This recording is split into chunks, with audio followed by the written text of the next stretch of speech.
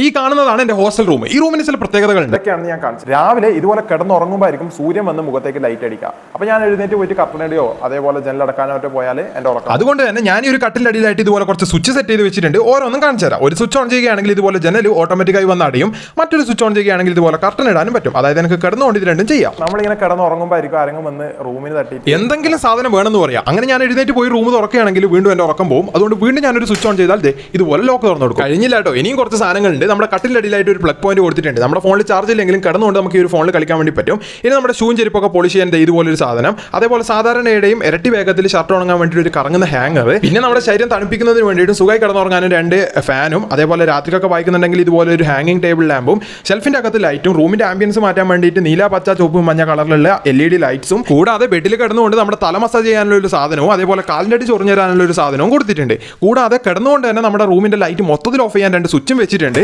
പിന്നെ ഇതുപോലെ ഒരു പെട്ടി വെച്ചിട്ടുണ്ട് കേട്ടോ. ഇതെന്തിനാണെന്ന് വെച്ചാൽ തണുപ്പ് പോവാതെ കൊക്കക്കോള, പെപ്സി അതേപോലെ തണുത്ത വെള്ളമൊക്കെ വെക്കാനാണ്. ഇനി ബാക്കിയുള്ള സെറ്റപ്പ് അടുത്ത വീഡിയോയിൽ കാണിക്കാൻ പറ്റുന്നതായി കാണാം. Good bye.